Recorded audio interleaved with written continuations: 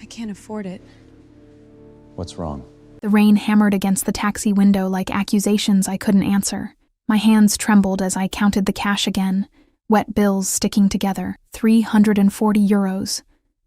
Everything I'd managed to grab from the emergency fund hidden in my grandmother's cookbook before Gregor came home early. I pressed my palm against the cool glass, watching Milan's lights blur into watercolor streaks.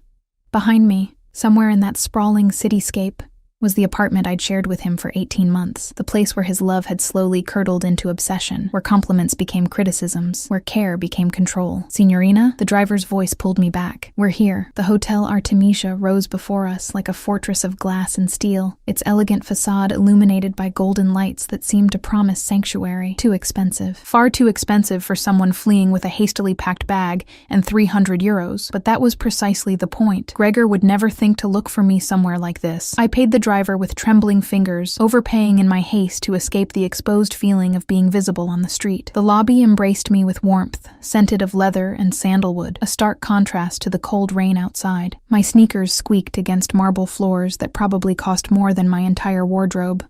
The night receptionist, an elegant woman in her 50s with silver-streaked hair, assessed me with practiced discretion. I knew what she saw, a 26-year-old woman in jeans and a soaked jacket, mascara likely smudged from crying in the taxi, carrying a duffel bag that screamed desperation rather than vacation. Good evening. How may I assist you? I need a room. My voice came out steadier than I felt. Just for tonight. She consulted her computer, her expression revealing nothing. We have a standard room available for 280 euros. Nearly everything I had. But what choice did I have? I couldn't go to friends. Gregor knew them all. My family was in Verona, too far to reach tonight, and the women's shelter. I'd called them twice in the past month, always hanging up before they answered, unable to admit I needed help. I'll take it. As I counted out the bills, my phone buzzed. My stomach clenched before I even looked. Gregor, where are you? Gregor. Valentina, this isn't funny. Come home. Gregor, I know you're upset, but we can talk about this. Gregor, don't make me come looking for you. The last message made my hands shake so badly I nearly dropped the phone. The receptionist's eyes flickered to the screen before returning to professional neutrality. Is everything all right, signorina? I forced a smile that felt like cracking porcelain. Fine, just a long day. She handed me a key card, her gaze lingering on my face with something that might have been understanding. Room 412. The elevators are to your right. If you need anything at all during your stay, please don't hesitate to call the desk. The emphasis on anything felt deliberate. A lifeline extended without questions asked. Thank you. The elevator ride felt eternal. My reflection in the mirrored walls showed a stranger, pale, hollow-eyed, hair plastered to her skull. When had I become this person? The vibrant art student who'd laughed easily and trusted freely seemed like someone from another lifetime. Room 412 was simple but immaculate. Cream walls, dove-gray bedding, a small desk by the window overlooking the rain-soaked city. I locked the door, engaged the deadbolt, dragged a chair under the handle for good measure. Only then did I allow myself to breathe. The shower was almost painfully hot, washing away the rain and the lingering feeling of Gregor's hands on my shoulders that morning, gripping too tight as he'd asked where I'd been, who I'd talked to, why I was late coming home from work. The gallery where I worked part-time had become my only escape, those few hours where I could pretend my life was normal. I emerged wrapped in the hotel's plush robe, finally allowing myself to assess the damage. A bruise bloomed on my upper arm where he'd grabbed me 3 days ago. Not the first, never anywhere visible. Gregor was careful that way. My phone continued its persistent buzzing. Gregor. I'm worried about you. Gregor. Your boss said you left work early. Are you sick? Gregor. Valentina, answer me. Gregor. I talked to Marco. He said he saw you getting into a taxi with a bag. Ice flooded my veins. Marco. Our neighbor. Gregor's friend. Of course he'd been watching. Gregor. Whatever you're thinking, don't. You know you can't survive without me. The worst part? Some terrible, broken part of me wondered if he was right. I had 60 euros left. No family nearby. Few friends who hadn't slowly drifted away as Gregor isolated me. A part-time job that barely covered my share of rent. But I had something more valuable. I had left. Finally, after months of telling myself tomorrow, next week, when I save enough money, I had actually walked out the door. I turned off my phone, the sudden silence both liberating and terrifying. The hotel room felt surreal in its tranquility. Clean sheets that smelled of lavender. Silence broken only by rain against glass. Safety, however temporary, however expensive. I should have slept. Exhaustion weighed on every limb. Instead, I stood at the window, watching the city breathe below. Somewhere out there, Gregor was searching. I knew him well enough to know he wouldn't simply accept my absence. He'd call my work, my friends, maybe even the police, painting himself as the concerned boyfriend of an unstable woman. By morning, I needed a plan. My grandmother's voice echoed in my memory, thick with her Sicilian accent. Valentina mia, when you feel trapped, remember, even the smallest door can lead to freedom if you're brave enough to walk through it. This hotel room was my door. Tomorrow, I'd figure out where it led. I was just climbing into bed when voices in the hallway made me freeze. Male voices, speaking in rapid Italian too low for me to make out words. My heart hammered as footsteps paused outside my door, a beat of silence. Then they moved on, fading down the corridor. Paranoia, I told myself. Just other guests. This was a hotel. People came and went, but I dragged the chair back under the door handle anyway. Sleep, when it finally came, was fitful and full of dreams. Gregor finding me, Gregor dragging me home, Gregor's voice promising it would never happen again, that he'd change, that I'd made him do this by leaving. I woke with a start to pale morning light filtering through rain-streaked windows.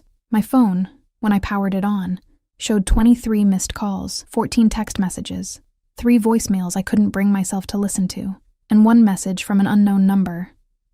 I know where you are, coming to bring you home where you belong. The phone slipped from my nerveless fingers. He'd found me. Somehow, impossibly, Gregor had found me. I was shoving clothes into my bag with shaking hands when logic finally penetrated panic. How could he know which hotel? Milan had hundreds, unless Marco, the neighbor who'd seen me leave. If Gregor had pressured him, threatened him, Marco might have remembered something. The taxi company. There were only so many that serviced our neighborhood. I had to leave, now, before he arrived. But where would I go with 60 euros and nowhere safe to hide? The hotel phone on the nightstand rang, shrill and unexpected. I stared at it, heart pounding. It rang again. Again. With trembling hands, I lifted the receiver. Signorina Ricci? The receptionist's voice. Professional, but with an undertone I couldn't identify. There's a gentleman in the lobby asking for you. He says he's your boyfriend. He's quite insistent. My voice emerged as barely a whisper. Don't tell him I'm here. Please. A pause. Then quietly, he's already shown me a photograph. He knows you're registered. The room spun. I gripped the edge of the desk to steady myself. I'm calling security, she continued. But Signorina, perhaps you should speak with management. There's a service elevator. 4th floor, East Wing. They can help you leave discreetly. I wasn't thinking clearly, operating purely on instinct as I grabbed my bag and fled into the corridor. The service elevator. East Wing. My feet carried me on autopilot, sneakers silent on plush carpet. I nearly collided with him. A man emerged from a doorway marked private, impeccably dressed in a charcoal suit despite the early hour. Tall, broad-shouldered, with dark hair swept back from a face that could have been carved from Carrara marble. His eyes, storm gray and penetrating, fixed on me with an intensity that stopped me cold. You're running, he observed. Not a question. His voice carried the cultured accent of northern Italy, each word precisely placed. I need the service elevator. My voice shook. Please. My ex-boyfriend is downstairs and I know who's downstairs. He stepped aside, gesturing toward the elevator behind him. Come, I hesitated. Everything about this man screamed danger of a different kind than Gregor. Power, control, authority that expected obedience. Voices echoed from the main corridor. Gregor's voice, raised and angry. The decision made itself. I followed the stranger into the elevator. The service elevator descended in silence, broken only by the mechanical hum of cables and my ragged breathing. The man beside me stood with perfect stillness, his presence filling the small space like smoke, invisible but impossible to ignore. Thank you, I managed, for helping me. His mouth curved slightly, though it didn't reach his eyes. I haven't helped you yet, Signorina. I've merely postponed the inevitable. The elevator opened onto a corridor I'd never seen. Clearly staff-only judging by the industrial flooring and harsh fluorescent lights. He guided me with a hand at the small of my back, proprietary but not forceful, down the hallway to an unmarked door. The office beyond was unexpectedly elegant. Floor-to-ceiling windows overlooked Milan's morning skyline. Leather furniture arranged around a fireplace that crackled with real flames. Bookshelves lined one wall, filled with volumes in Italian, English, and what looked like Russian. Sit. He gestured to a chair near the fire. You're shaking. I hadn't noticed, but he was right. Adrenaline was giving way to shock, leaving me trembling like leaves in wind. He poured amber liquid from a crystal decanter, pressing the glass into my hands. Drink. It will help. I don't. It's 10 in the morning, I'm aware. The ghost of amusement touched his features. Think of it as medicinal. The whiskey burned going down, but warmth spread through my chest, steadying my hands. I studied him properly for the first time. Late 30s, with the bearing of someone accustomed to command. His suit was bespoke, his watch understated but undoubtedly expensive. Everything about him spoke of wealth and power. Who are you? I asked. Alessio Lombardi. He settled into the chair opposite mine, movements controlled and deliberate. I own this hotel. Understanding dawned. You're the manager's boss. That's why she called you. Sophia has worked for me for 15 years. She knows when to involve me in delicate situations. His gaze was steady, assessing. Your boyfriend is currently in my lobby, causing a scene. He's shown my staff a photograph. Claimed you're mentally unstable. Threatened to call the police if we don't give him your room number. Shame burned through me. I'm sorry. I didn't mean to bring trouble to your hotel. I'll leave. And go where? The question was mild but pointed. Do you have somewhere safe? I looked away, unable to meet those penetrating eyes. I'll figure something out. With 60 euros and a man who's already tracked you here? He leaned forward slightly. Valentina Ricci, 26, part-time gallery assistant, renting an apartment in the Isola district with Gregor Sokolov. No family in Milan. He paused. Am I missing anything? Blood drained from my face. How do you know all that? It's my business to know who stays in my hotel. His tone suggested this was entirely reasonable, especially when they arrive soaked and frightened in the middle of the night, paying cash for a room they clearly can't afford. That doesn't give you the right to investigate me. No, he agreed, but it gives me the information needed to help you. If you want my help. Why would you help a stranger? Something flickered in his eyes, gone too quickly to interpret.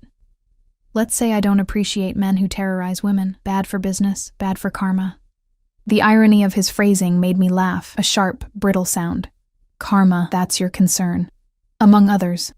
He stood, moving to the window with his hands clasped behind his back. Your Gregor is persistent. My security has escorted him out twice. He's threatened legal action. Claimed you stole from him. Implied you're mentally ill. Creative. I'll give him that. He won't stop. The certainty settled over me like a shroud. He never does. He'll wait outside, follow me when I leave, or he'll... I couldn't finish the thought. Alessio turned, the morning light silhouetting his frame. What if you didn't leave? I can't afford another night. I barely afforded last night. I'm not speaking of payment. Alessio returned to his chair, settling with the careful grace of a predator. I'm proposing an arrangement. Warning bells clanged in my mind. I'd heard about arrangements before, whispered stories from other women about wealthy men who offered help that came with strings attached. What kind of arrangement? The hotel is hosting a series of private events over the next 3 weeks. Art exhibitions, charity auctions, corporate gatherings. I need someone who understands art, who can speak intelligently with guests, who won't be intimidated by wealth or status. His gaze held mine. You have a degree in art history from the University of Bologna. You've worked at Galleria Moderna for 2 years. You're exactly what I need. How do you know about my degree? I make it my business to know things. He waved away my concern as if it were smoke. The position includes accommodations here at the hotel, meals, and a salary of 2,000 euros per week. 3 weeks, 6,000 euros total. The amount staggered me. I made barely that much in 3 months at the gallery. Why so much? Because the work demands discretion, professionalism, and the ability to handle difficult personalities. You'll be representing my hotel to some of Milan's most influential people. He paused. And because you need enough money to truly disappear when this is over, if that's what you choose. The honesty disarmed me more than any sweet promises could have. What's the catch? The catch, he said, leaning back in his chair, is that you'll be visible. These events are photographed, covered by society pages. Your Gregor will know you're here. He'll see you thriving while he rages impotently outside. That's not a catch, I said slowly. That's bait. You want to use me to provoke him. I want to demonstrate that he has no power over you anymore. Alessio's voice carried an edge now, something cold and sharp beneath the cultured tone. Men like him trade on fear. They break spirits because broken things don't fight back. But you're not broken, are you, Valentina? I thought of the bruises. The constant anxiety, the way I'd learned to anticipate his moods like reading weather patterns. I feel pretty broken. Feeling broken and being broken are different things. He stood, extending his hand. You got in that taxi. You found this hotel. You're sitting here negotiating terms instead of collapsing into helplessness. That's not broken. That's surviving. His words found cracks in my armor I didn't know existed. I stared at his outstretched hand, knowing this decision would change everything. Working for Alessio Lombardi meant staying visible, staying findable. It meant trusting a stranger who investigated his guests and spoke about karma while his eyes held secrets. But it also meant 3 weeks to plan, to save, to become someone Gregor couldn't recognize. I took his hand. His grip was firm, warm, sealing a bargain I didn't fully understand. Excellent. He released me and moved to his desk, producing a legal document with efficiency that suggested he'd had it prepared before I agreed. Standard employment contract. Room 806 will be yours for the duration. It's a suite, actually. More space than 412. Better view. I'll have your belongings moved up immediately. I don't have much to move. Then it won't take long. He slid the contract across the desk with a pen. Read it carefully. I don't do business with people who sign blindly. I scanned the dense legal language, surprised to find it straightforward. Employment terms, confidentiality clauses, termination conditions. Nothing predatory, nothing that set off alarms. The confidentiality clause, I noted. What exactly am I not supposed to discuss? Guest identities? Conversations you overhear? Business matters you might become aware of? Standard hospitality industry practice? His expression revealed nothing. My clients value their privacy. I signed, each letter of my name feeling like a small rebellion against Gregor's certainty that I'd come crawling back. When do I start? This evening, 6 o'clock. There's a private viewing in the gallery space on the second floor. Contemporary Italian artists. Very exclusive. I'll need you to circulate, engage guests in conversation about the pieces, make connections between potential buyers and the work. He consulted his watch, a gesture I was coming to recognize as habitual. That gives you 8 hours to rest, prepare, and familiarize yourself with the artists we're featuring. I'll need clothes. I glanced down at my jeans and wrinkled jacket. Something appropriate. There's a boutique on the ground floor. Tell them to put whatever you need on my account. He raised a hand before I could protest. Consider it a uniform expense. You can't represent the hotel in sneakers. The morning passed in a blur of surreal luxury. Room 806 was indeed a suite. Sitting room, bedroom, marble bathroom, with a tub large enough to swim in. My pitiful duffel bag looked absurd in the walk-in closet. The boutique proved equally disorienting. The manager, a sleek woman named Carlotta, showed no surprise when I mentioned Signor Lombardi's account. She assembled outfits with ruthless efficiency, cocktail dresses in jewel tones, tailored slacks, silk blouses, heels that made my feet look elegant instead of clumsy. For the viewing tonight, she said, pulling out a midnight blue dress that shimmered like water, this with the Louboutins, understated but impactful. Signor Lombardi appreciates elegance over flash. You dress women for him often? Something flickered across her face. I dress women for the hotel events often. It's not the same thing. But the way she said it made me wonder. Back in the suite, I tried to rest as Alessio had suggested, but sleep remained elusive. My phone, still powered off, felt like a grenade on the nightstand. Eventually, I turned it on, bracing for the inevitable onslaught. 47 missed calls, 32 text messages.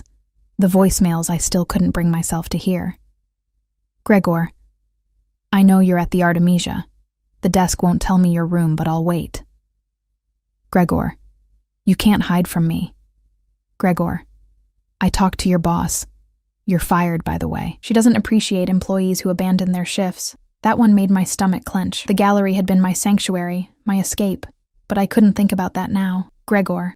Valentina, stop this childish game. I forgive you for running. Come out and we'll talk. Gregor, you're making a fool of yourself. Gregor, fine, stay there. See how long you last without me. The final message, sent an hour ago, carried a different tone. Gregor, I'm not leaving Milan without you. You're mine. I deleted every message, blocked his number, and immediately felt both liberated and terrified. Cutting him off felt like cutting a tether in a storm, freedom and danger in equal measure. At 5, I began preparing for the evening. The midnight blue dress fit perfectly, skimming curves I'd forgotten I had under Gregor's constant criticism.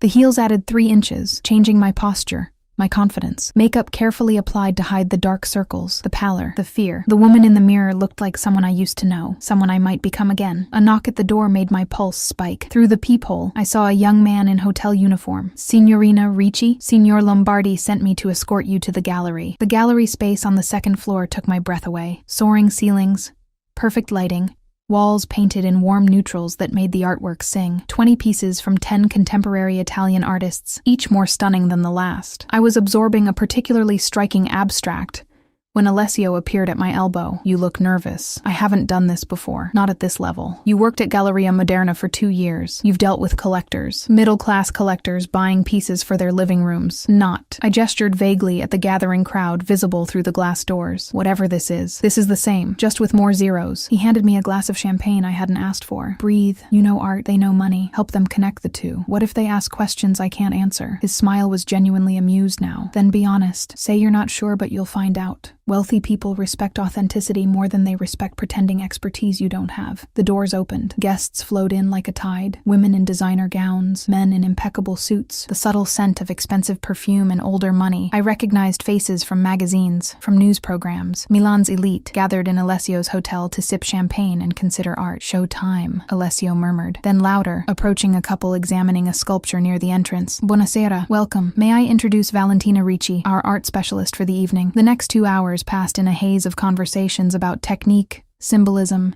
Investment potential. I fell into the rhythm of it, reading people's genuine interest versus social obligation, matching them with pieces that spoke to their sensibilities rather than just their wallets.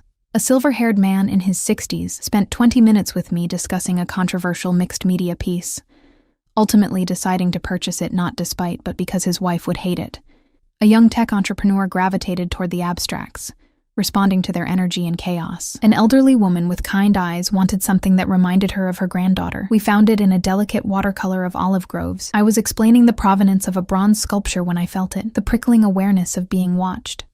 I turned to find Alessio across the room, engaged in conversation, but with his gaze fixed on me. Something in his expression made my breath catch. Not attraction exactly. Assessment, as if he were re-evaluating a calculation. The moment our eyes met, he looked away, returning his attention to his companion with seamless grace. Signorina, the sculpture's potential buyer, prompted me to continue. I refocused, pushing away the strange flutter Alessio's attention had created. This was work, nothing more. The evening wound down past 11. Guests departed with promises to consider, to return, to be in touch. 3 pieces sold outright. Several more garnered serious interest. Alessio appeared as the last guests filtered out, 2 glasses of wine in hand. You were extraordinary. I was terrified.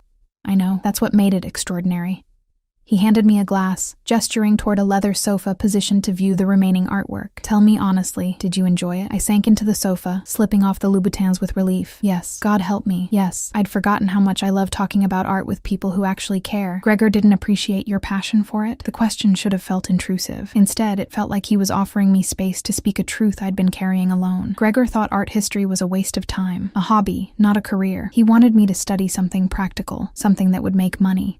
I took a long sip of wine, which is ironic, coming from a man who works in his father's company and has never had an original thought in his life. You stayed with him anyway. Love makes you stupid. I regretted the words immediately. Too honest, too raw, or what I thought was love.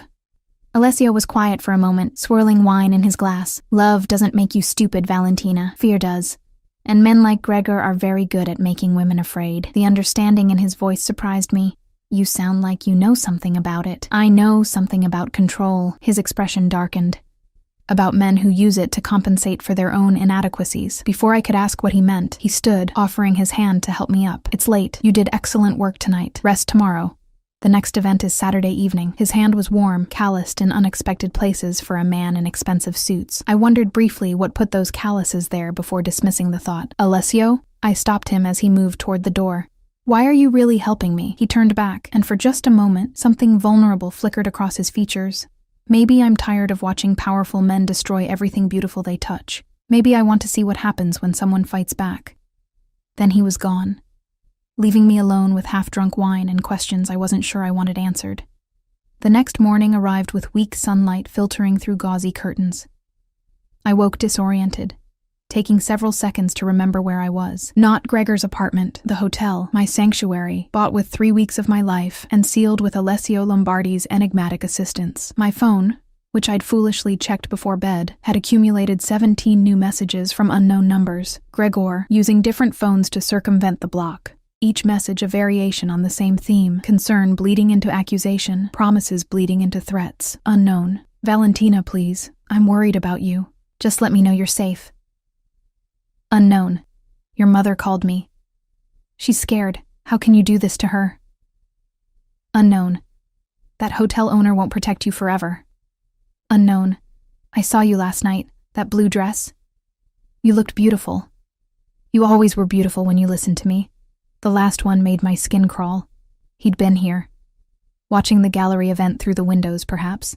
Or maybe he'd slipped inside. Anonymous among the wealthy crowd. I was deleting the messages when a soft knock interrupted. A hotel attendant with breakfast I hadn't ordered. Fresh cornetti, espresso, fruit that looked like art. Compliments of Signor Lombardi, Signorina. He also asked me to give you this. A note, written in decisive handwriting. Your ex-boyfriend attempted to gain access to the hotel at 6 a.m., claiming to be your husband with a room key he'd lost. Security escorted him out. He's been banned from the property. If he continues to harass you, I have resources beyond hotel security. Use them. A.L. Resources beyond hotel security. The phrasing was deliberately vague, but the implication clear. Alessio Lombardi had power that extended beyond the legitimate boundaries of hospitality management. I should have been afraid. Instead, I felt a complicated relief. The day stretched before me, unstructured and strange. For the first time in 18 months, I had nowhere to be, no one demanding my time, no walking on eggshells around Gregor's shifting moods. The freedom felt almost suffocating. I spent the morning exploring the hotel's amenities I'd never imagined using. The rooftop pool, empty in the November chill. The library, stocked with volumes in 6 languages. The small gym where I attempted yoga and gave up after 10 minutes, my body too tense to find any peace in the poses. Eventually, I gravitated back to the gallery space. In daylight, without the crowd, I could study the pieces properly. The controversial mixed media work the silver-haired man had purchased revealed layers I'd missed in the evening chaos. Bold, violent brushstrokes overlaying delicate pencil sketches. Rage and tenderness fighting for dominance on the same canvas. It's about his mother. I spun to find Alessio standing in the doorway, dressed more casually than I'd seen him. Dark jeans, a charcoal sweater that emphasized the breadth of his shoulders. The artist, he clarified, moving to stand beside me. Luca Mariani. His mother had borderline personality disorder. He says this piece is what it felt like to be loved and destroyed simultaneously. That's heartbreaking. That's honest. He tilted his head, studying the piece with genuine interest. Most people want art to be beautiful. Luca makes art, that's true. We stood in silence for a moment, both contemplating the violent tenderness frozen in paint and ink. I got your note, I said finally. Thank you. For handling Gregor. It's handled for now. He'll try again. Alessio's tone carried the weight of certainty. Men like him don't accept rejection easily. In his mind, this is temporary insanity on your part. He's waiting for you to come to your senses. I'm not going back to him. I know that. You know that. But he doesn't believe it yet. He turned to face me fully. Valentina, I need to ask you something, and I need you to be honest. Has he ever hit you? The directness of the question stole my breath. Not exactly. What does not exactly mean? I wrapped my arms around myself. Suddenly cold, despite the gallery's comfortable temperature. He pushes, grabs, leaves bruises sometimes, but always where they won't show. He says it's because he loves me too much, because I make him crazy when I won't listen. Alessio's expression hardened into something dangerous. Show me. What? The bruises. Show me. My instinct was to refuse, to keep this private shame hidden, but something in his voice, not prurient interest but cold, calculated fury, made me pull up the sleeve of my sweater. The bruise on my upper arm had faded from purple to a sickly yellow-green, 4 distinct marks where Gregor's fingers had dug in. Alessio studied it without touching, his jaw tight. How old? 5 days. Before you left. I nodded. He pulled out his phone, snapping several photographs before I could protest. Evidence, in case we need it. For what? For whatever comes next. He pocketed the phone, his expression unreadable. I need you to understand something, Valentina. The work I'm offering you, it's legitimate, but I can offer you protection that isn't. The kind that makes men like Gregor reconsider their priorities. What kind of protection? The kind you don't ask questions about. His gaze held mine. I have connections in this city. People who owe me favors. People who can make it very clear to your ex-boyfriend that continuing to pursue you would be inadvisable. You're talking about threatening him. I'm talking about educating him on the realities of the situation. I should have been horrified. Instead, I felt a dark satisfaction at the thought of Gregor being on the receiving end of fear for once. Is that what you do? I asked, beyond owning hotels. A slight smile. Entirely without humor. I do many things, Valentina. Some of them are even legal. The admission should have sent me running. Instead, it made a strange sense, the way hotel staff deferred to him beyond normal employee respect. The resources he mentioned casually. The overnight investigation into my background. Alessio Lombardi was more than a simple hotel owner, much more. And if I say yes to this, education, I asked carefully, then Gregor learns that you're under my protection, that pursuing you comes with consequences he won't enjoy. He paused. But Valentina, understand, once I involve myself in this way, it's not casual. You become my responsibility. I don't take that lightly. Your responsibility, like I'm a problem to be managed. His expression softened almost imperceptibly, like you're someone I've decided to help. There's a difference. Why? The question burst out before I could stop it. Why me? You don't know me. I'm nobody. Just another woman running from a bad relationship. You're not nobody. His voice carried unexpected intensity. You stood in my gallery last night and made art come alive for people who see everything in terms of investment potential. You left a man who was destroying you, even though leaving meant having nowhere to go. You're surviving when most people would have crumbled. He paused. That's not nobody, Valentina. That's extraordinary. The compliment lodged somewhere behind my ribs, warm and uncomfortable. I wasn't used to being seen this way. As strong rather than difficult, surviving rather than stubborn. I need to think about it, I said finally. Fair enough. He checked his watch, that habitual gesture. I have a meeting. Tomorrow night's event is a corporate gathering. Tech executives, very casual. More about networking than art. Wear something comfortable. And Valentina? He paused at the doorway. Whatever you decide about my offer, the job stands. You don't have to accept one to keep the other. After he left, I sank onto the leather sofa, my mind spinning. 3 days ago, my life had been Gregor's apartment, my part-time gallery job, and carefully managed terror. Now, I was living in a luxury suite, working for a man who admitted to having illegal connections, considering whether to accept protection that came from sources I shouldn't trust. My phone buzzed. Another unknown number. Unknown. I talked to a lawyer. You can't just leave, Valentina. We have a lease together, shared assets. You're stealing from me by taking your things. The audacity of it made me laugh, a sharp sound in the empty gallery. I'd taken one duffel bag of my own clothes. Everything else, furniture, electronics, even the artwork he'd purchased to improve my taste, remained in the apartment. But to Gregor, my leaving was theft. I'd stolen myself from him, the possession he valued most. I was composing a response when better judgment prevailed. Engaging would only give him what he wanted, my attention, my emotional energy, proof that he could still affect me. Instead, I blocked this number too, added a note to my phone to block any unknown numbers automatically, and made a decision. I found Alessio in his office, sitting behind an expansive desk with 2 computer monitors and a view of Milan spreading beneath him like a kingdom. I want your help, I said, without preamble. Whatever you're offering, I want it. He studied me for a long moment. You're sure? No, but I'm sure I don't want to spend the rest of my life afraid of him. If you can make him stop, I want that. He nodded once, decisive. Then consider it done. It will take a day or 2 to arrange. In the meantime, continue with the hotel work. Keep your phone's location services off. Don't go anywhere alone. I feel like I should ask what you're going to do. You should, but you won't. His mouth curved slightly, because you're smarter than that. He was right. I didn't want to know the specifics. Plausible deniability felt safer than complicity.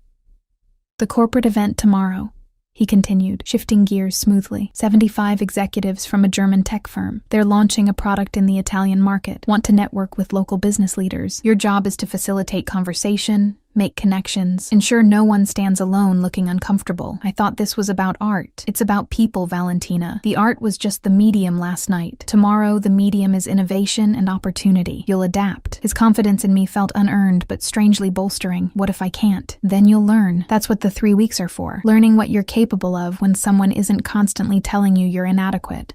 The observation cut close to truths I'd been avoiding. Gregor's voice still echoed in my head, cataloging my flaws, my failures, my inability to function without him. Go, Alessio said, not unkindly. Rest. Read the briefing materials I'll have sent to your room. Tomorrow night, you'll be brilliant. I left, unconvinced of the brilliance, but willing to try. That evening, I ordered room service, something I'd never imagined doing, and spread the briefing materials across the suite's dining table. Company profiles, executive bios, talking points about the German-Italian business relationship. Halfway through memorizing names, my phone rang from an unknown international number. Against my better judgment, I answered. Valentina, Gregor's voice, tight with suppressed fury. Enough of this game. How did you get this number? I have my ways, just like I have ways of finding you wherever you think you can hide. He paused. I know about your new job, playing dress-up for some hotel owner. Do you think he cares about you? You're a novelty, Valentina. A project. When he's bored, you'll be back on the street where you belong. Don't call me again. I'll call whenever I want. You're my girlfriend. We have a future together. You're just confused right now. Influenced by the wrong people. I was confused, I said, surprised by the steadiness in my voice. For 18 months I was confused. But I'm very clear now. We're done, Gregor. Accept it. I'll never accept it. His voice dropped to something darker. You're mine, Valentina. You'll always be mine. And if I can't have you, I'll make sure no one else does either. I ended the call, my hands shaking. The threat hung in the air like poison.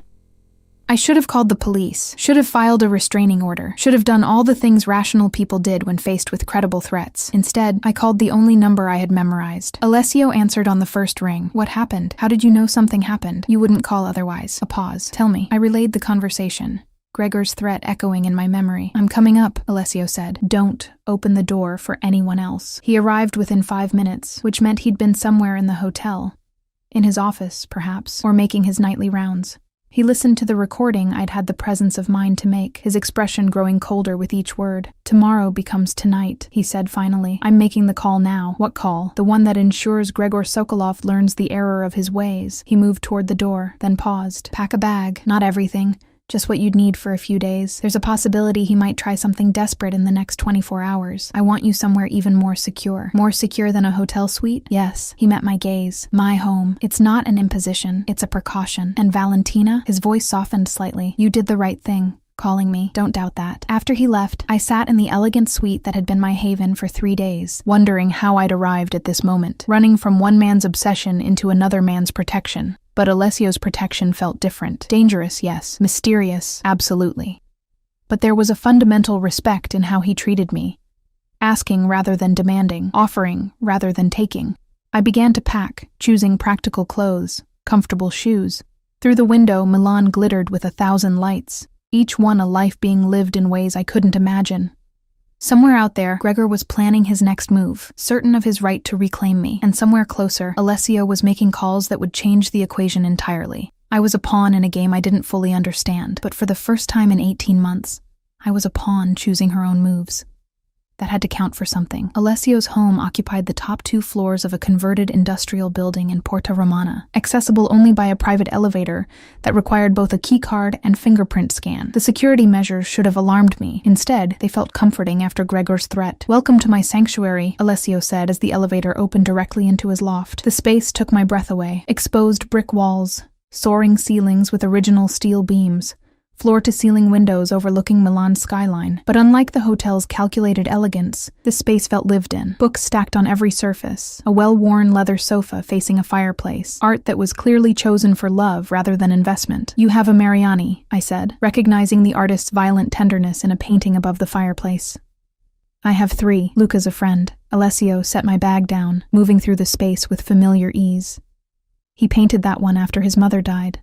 Said it was the first time he could paint her without feeling like she might climb out of the canvas and hurt him." The raw honesty of the statement matched the painting's emotional brutality. I moved closer, studying the layered textures, the way rage and grief competed for dominance. "Your guest room is upstairs," Alessio continued. "Private bathroom, everything you should need. But Valentina..." He turned to face me, his expression serious. "I need to be clear about something. You're safe here, completely safe. My home has security that makes the hotel look like a playground. No one gets in without my knowledge. That includes me." "What do you mean?" "I mean there's a lock on the guest room door. Use it if you want. I won't be offended." His gaze held mine. "I'm not Gregor. I don't take what isn't freely offered." The clarification shouldn't have moved me, but it did. After 18 months of Gregor's possessiveness disguised as love, Alessio's respect for boundaries felt revolutionary. "Thank you," I managed. "Don't thank me yet. You might change your mind when you meet my cat." As if summoned, a massive gray tabby materialized from behind the sofa, regarding me with the disdain only felines can truly master. "That's Dante. He's an asshole, but he's my asshole." Alessio's affection for the cat was evident in his voice. "He'll probably sleep on your bed whether you want him to or not. Fair warning."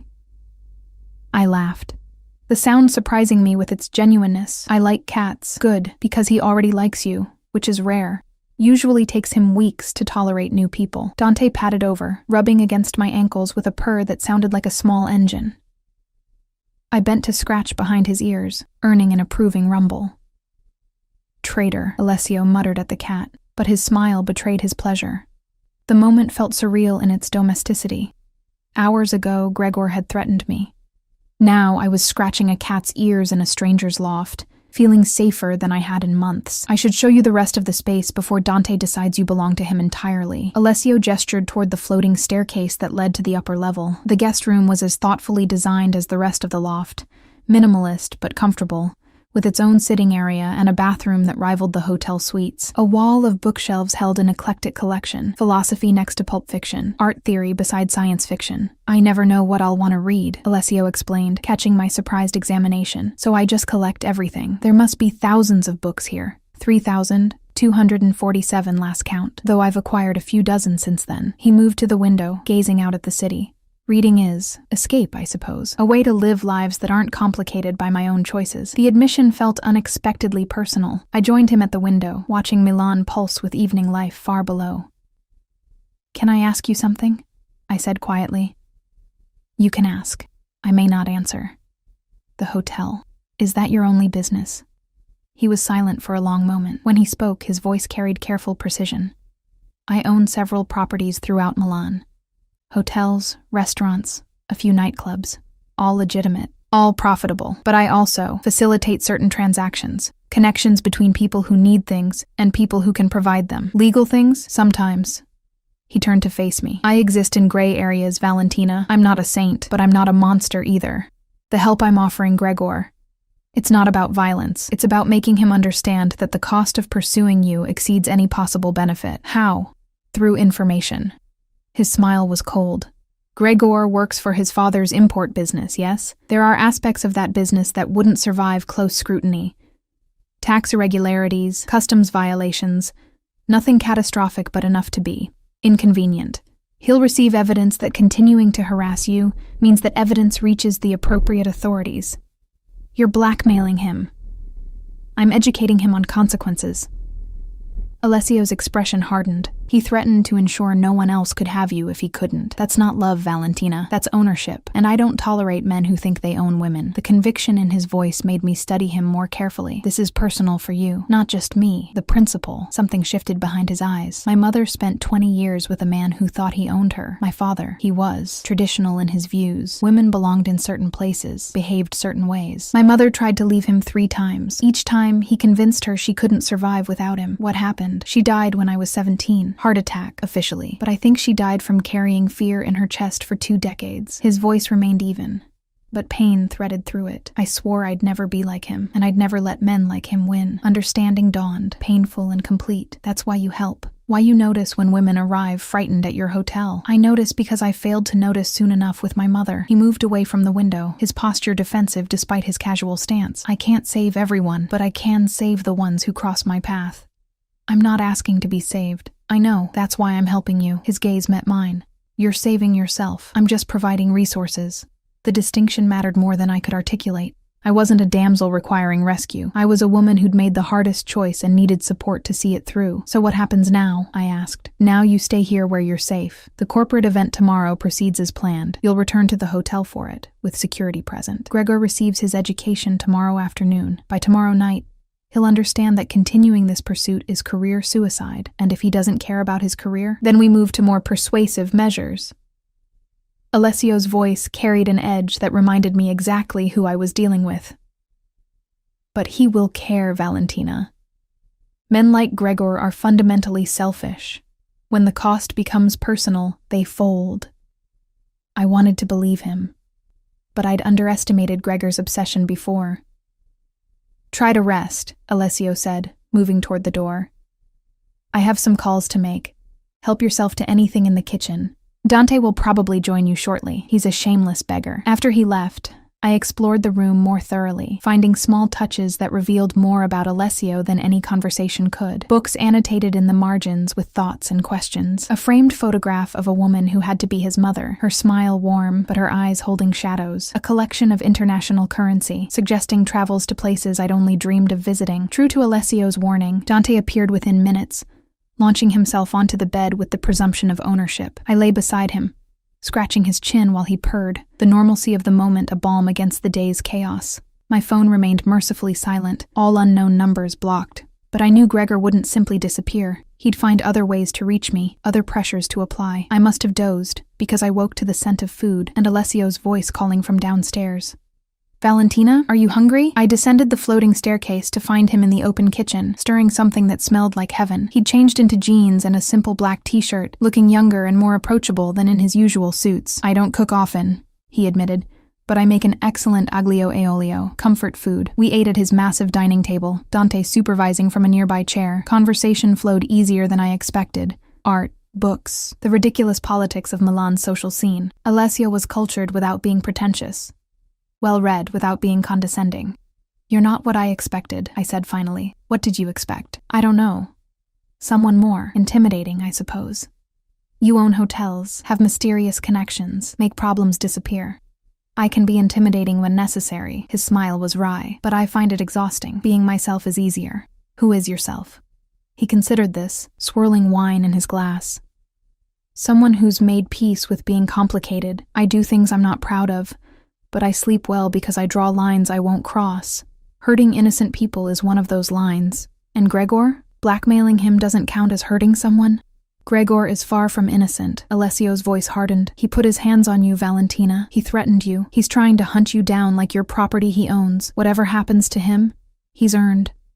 The fierce protectiveness in his tone made something warm unfurl in my chest. I'd spent so long being told my perceptions were wrong, my reactions excessive, that having someone validate my experience felt revolutionary. Thank you, I said softly, for believing me, for helping. Don't thank me yet. Tomorrow might get complicated. He was right. The next day started quietly enough. I worked in the guest room, memorizing executive bios for the evening event. Alessio left mid-morning for meetings, leaving me with his security code and strict instructions not to open the door for anyone. Around 2, my phone rang from a number I recognized, the gallery where I'd worked.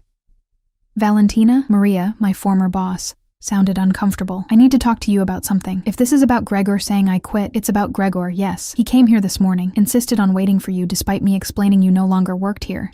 Valentina, he became aggressive, started going through the storage room where you kept your personal items. Security had to escort him out. Horror washed through me. Did he take anything? I'm not sure. The storage room is a mess. But Valentina, he left a note. For you. I don't know if I should read it or— Read it, I interrupted, my heart pounding. A pause, then Maria's voice, tight with concern. It says, you can't hide from love. I know where you sleep now. See you tonight. Ice flooded my veins. How could he know about Alessio's loft? Unless— My mind raced back to leaving the hotel last night. The private elevator. The car Alessio had sent. Had Gregor been watching? Followed us? Maria, thank you for calling. I have to go.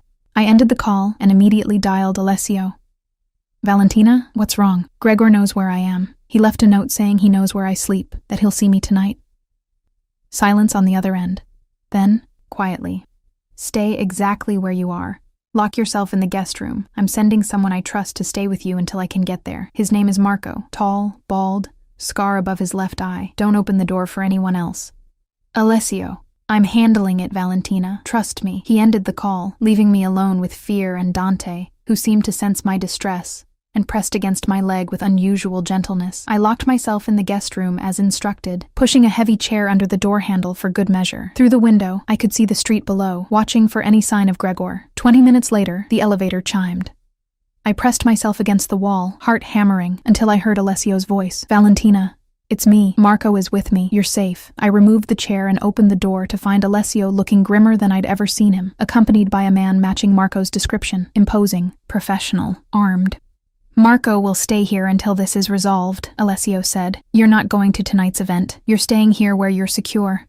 But the job is protecting you, not putting you in front of windows where he might be watching. His voice softened. Valentina, Gregor is escalating. That changes things, changes my approach. What does that mean? It means I'm done playing nice. Something dangerous flickered in his eyes. It means Gregor Sokolov is about to learn what happens when you threaten what's mine.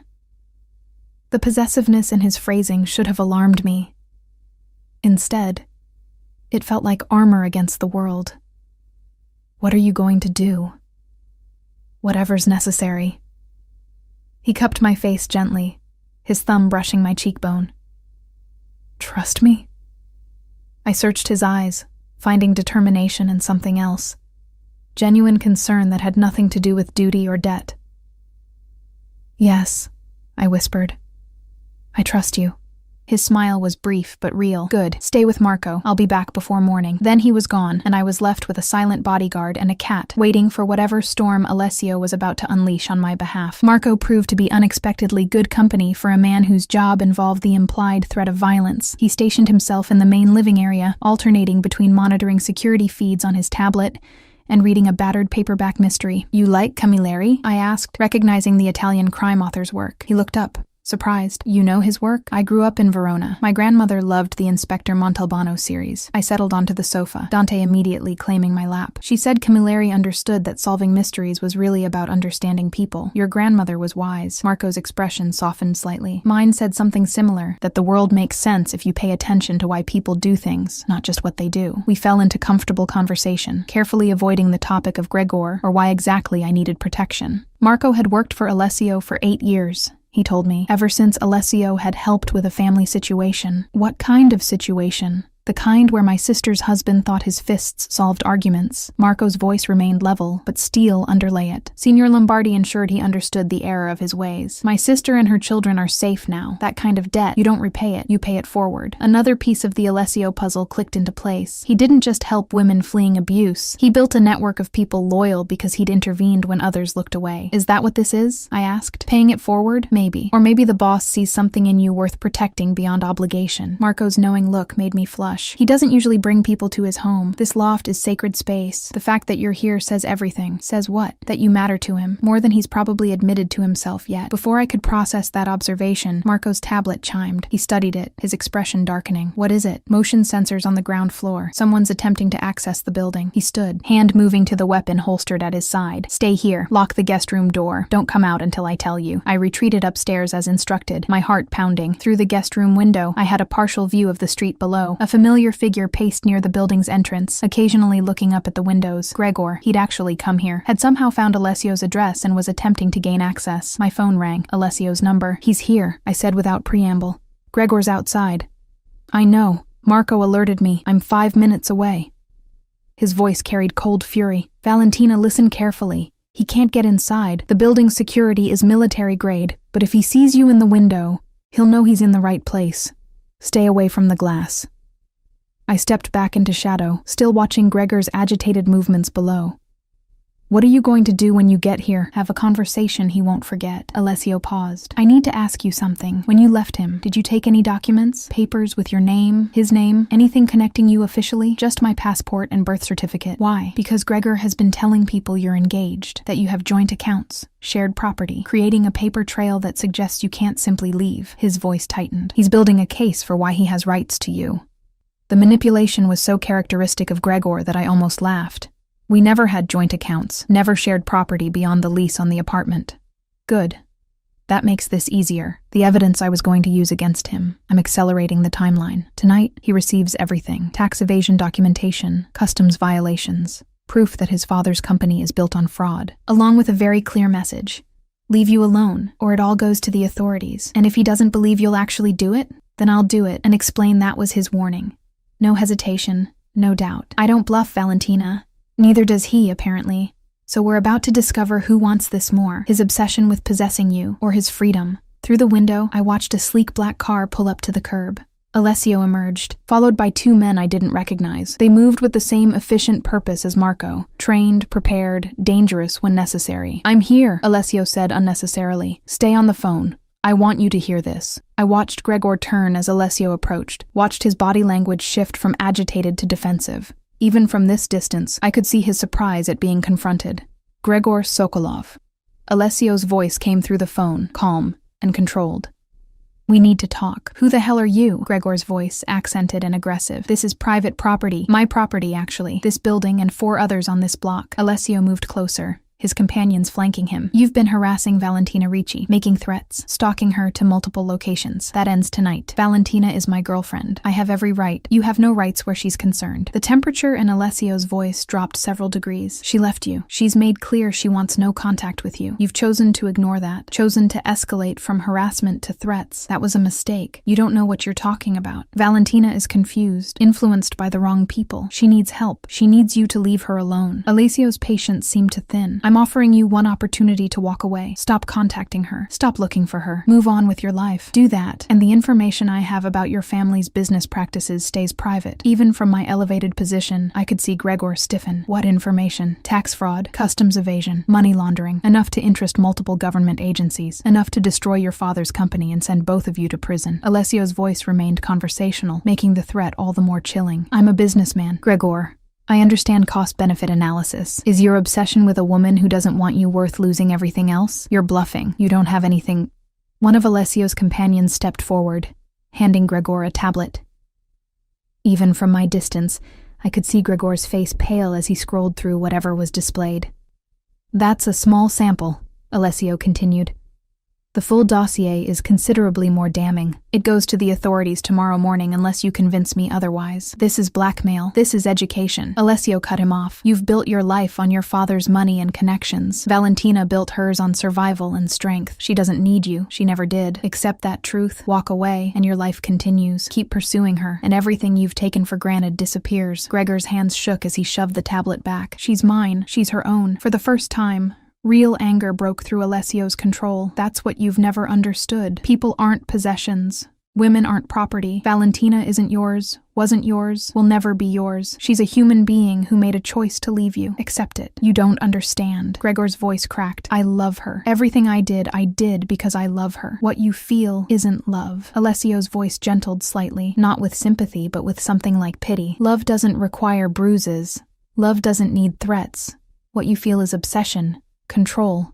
Fear of losing something you've convinced yourself you own. That's not love, Gregor. That's sickness. Through the phone, I heard Gregor's sharp intake of breath. Then, unexpectedly, he started to cry. Harsh, broken sobs that should have moved me, but only made me feel empty. I can change, he choked out. If she just comes back, I can prove I can change. She doesn't want you to change. She wants you to leave her alone. Alessio's voice remained implacable. You have 24 hours to make your decision. Leave Milan. Leave Valentina alone. And your secrets stay secret. Or stay and face the consequences. How do I know you'll keep your word? Because unlike you, I don't break promises to women. Alessio turned to leave, his companions falling into step. 24 hours, Gregor. Choose wisely. I watched them return to the car. Watched Gregor slump against the building's wall. Watched him finally, look defeated. Alessio's voice came through the phone, quieter now. Are you all right? I don't know. My hands trembled. Is it really over? It's over if he chooses to make it over. Come downstairs. Let's talk properly. I found him in the main living area, Marco having discreetly retreated to give us privacy. Alessio had removed his jacket, loosened his tie, the facade of control cracking slightly around the edges. I couldn't find words adequate to what I'd witnessed. You didn't threaten him with violence. Violence would have made him a martyr in his own story, a victim of the cruel world keeping him from his love. Alessio poured himself a drink, offered me one. I declined. Taking away his money, his status, his father's business, that threatens the things he values most, himself and his comfort. You really do understand men like him. I've made it my business to understand them. He settled onto the sofa, exhaustion evident in the way he slumped slightly. My father was one, controlling my mother through money, through social position, through the threat of what losing him would mean. I watched her shrink to fit his expectations until there was nothing left of who she'd been. She stayed for you? She stayed because she believed she had no choice. By the time I was old enough to offer her one, it was too late. She'd forgotten how to imagine anything different. His gaze found mine. That's why I won't let Gregor make you forget. You're not who he tried to convince you to be. You're who you choose to become. The words landed with unexpected weight. For 18 months, I'd been whoever Gregor needed me to be. Quieter, smaller, more compliant. Rediscovering who I actually was felt simultaneously liberating and terrifying. What if I don't know who that is anymore? Then you have 3 weeks to find out. Alessio's smile was gentle. While working for me, living here, being safe, no pressure beyond showing up and being yourself. And if being myself isn't very interesting, his laugh was genuine, warm. Valentina, you walked into my hotel soaked and terrified, yet made it 3 hours before I even knew you were there. You've worked 2 events and made art come alive for people who see everything as transactions. You're learning German technical specifications for tomorrow because you refuse to appear unprepared. You're many things, but uninteresting isn't one of them. The compliment settled somewhere behind my ribs, warm and uncomfortable. I wasn't used to being seen as capable rather than difficult. Thank you, I said quietly. For tonight. For understanding what would actually work against him. For not making me feel weak for needing help. You're not weak, Valentina. You're strategic. There's a difference. He stood, stretching. Get some rest. Tomorrow's event starts at 7. Marco will stay in the guest room downstairs if you need anything. And Valentina? He paused at the base of the stairs. You're safe here. Truly safe. Let yourself believe that.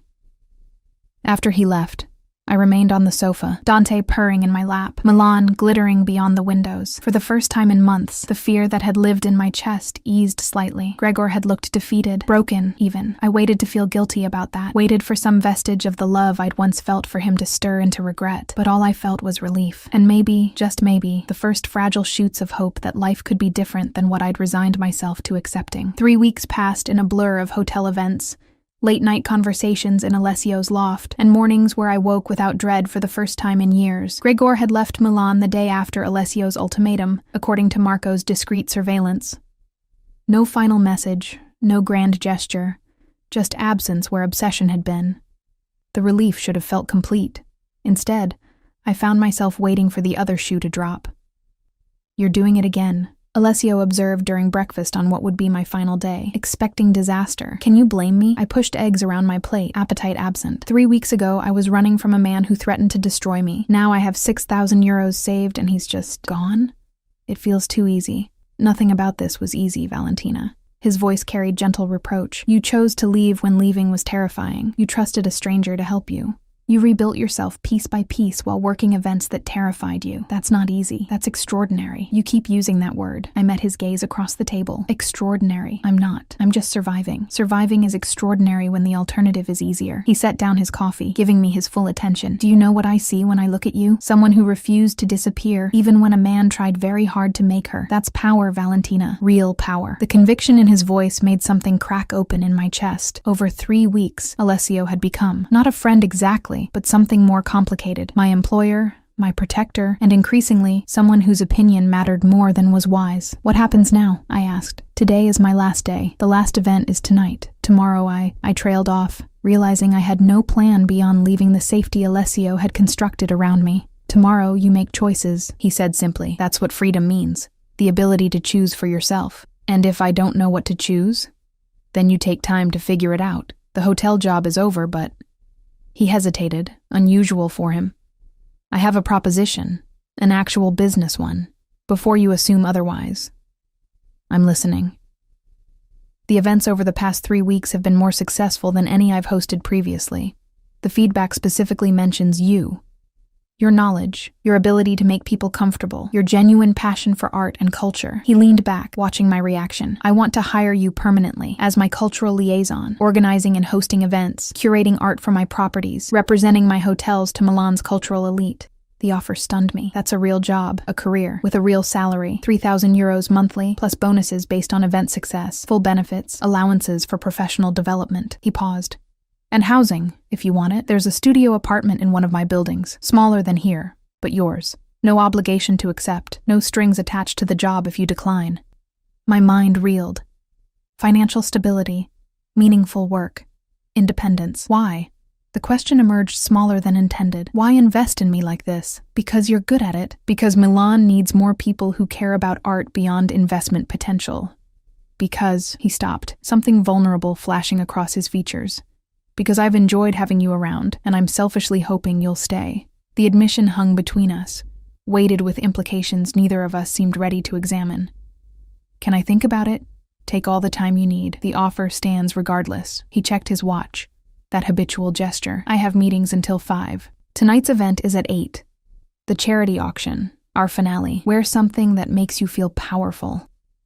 After he left, I climbed to the guest room that had been mine for 3 weeks.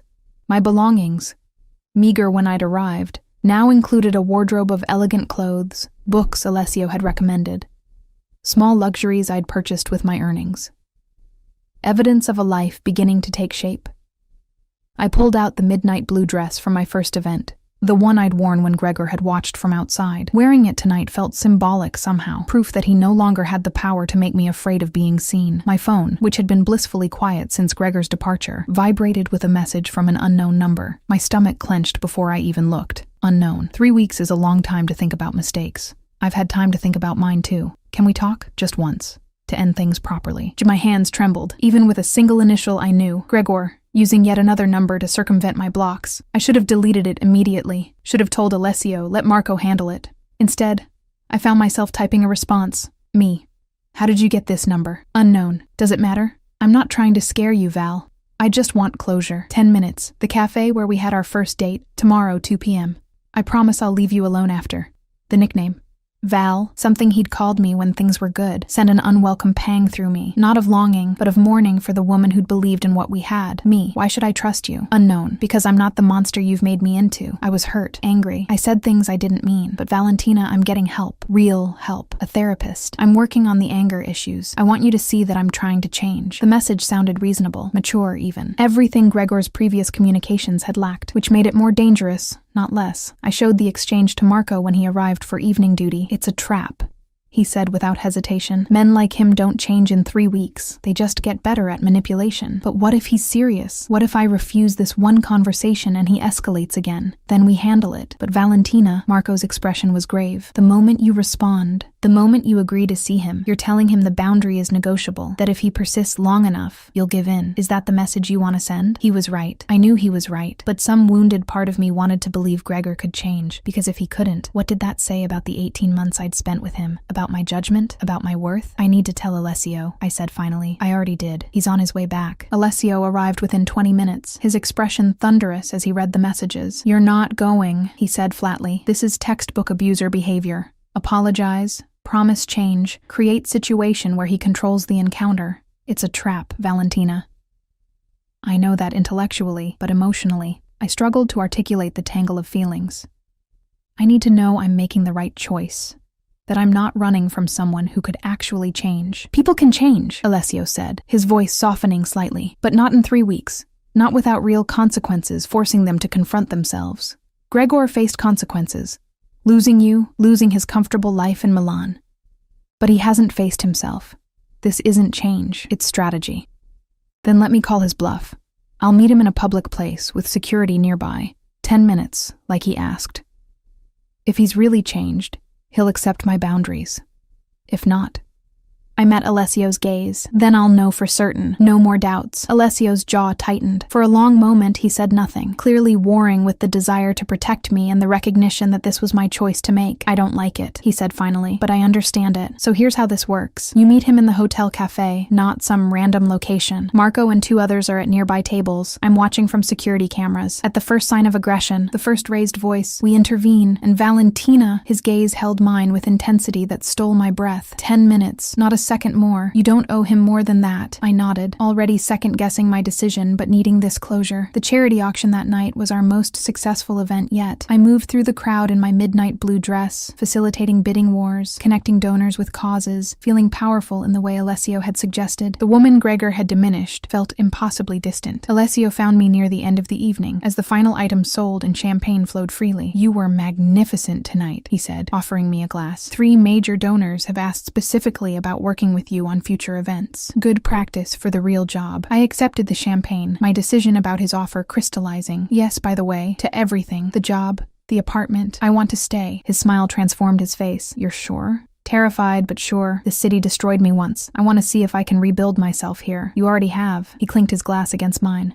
But Valentina, about tomorrow, with Gregor. You don't have to do this. You don't owe him anything. I owe myself this, the certainty that I made the right choice. I sipped champagne, gathering courage for what I needed to say. These 3 weeks, working for you, living in your space, it's given me something I haven't had in years. Not safety, though, that too, but belief that I could be someone beyond what Gregor convinced me I was. You always were someone beyond that. Alessio's voice dropped, intimate despite the crowd around us. I just helped you remember. The way he looked at me made my pulse quicken in ways that had nothing to do with fear. Over 3 weeks, something had shifted between us.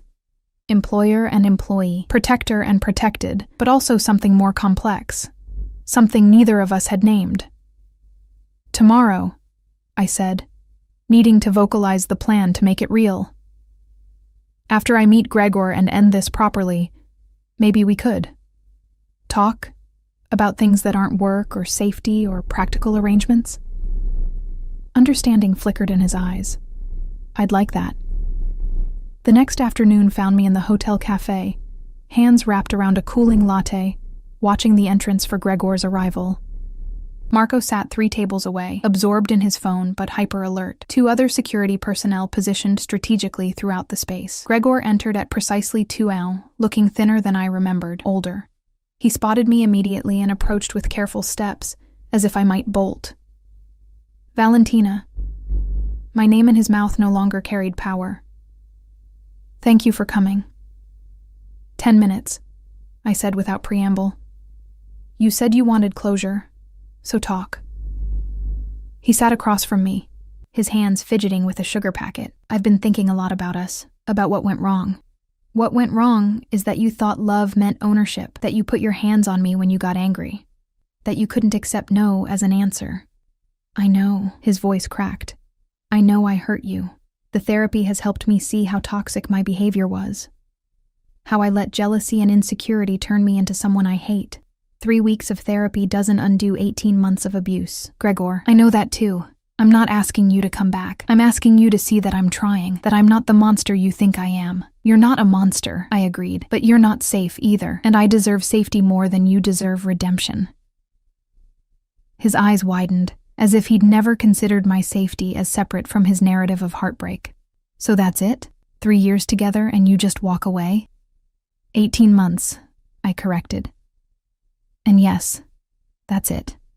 I'm walking away because staying would destroy me, because love shouldn't hurt, because I finally realized I'm worth more than the version of myself you needed me to be. That Lombardi guy, he did this to you, convinced you you're too good for me. Alessio didn't convince me of anything. He just created space for me to remember what I already knew. Gregor's expression darkened, familiar anger flashing across his features. You're sleeping with him. That's what this is about. What this is about, I said, standing, is that I don't owe you explanations about my life. 10 minutes is up, Gregor. Don't contact me again. Valentina, he stood too, reaching for my arm. Marco was there before his fingers made contact, a wall of muscle between us. The lady said you're done, Marco said quietly. Time to leave. For a moment, I saw Gregor calculate, fight or flight, scene or surrender. Then his shoulders slumped, defeat written across every line of his body. I really am trying to change, he said, voice small. I hope you believe that. I hope you succeed, I replied, meaning it. For your sake and for whoever comes after me, but I won't be collateral damage in your journey to becoming better. I watched him leave, waiting for some surge of emotion, grief, guilt, satisfaction.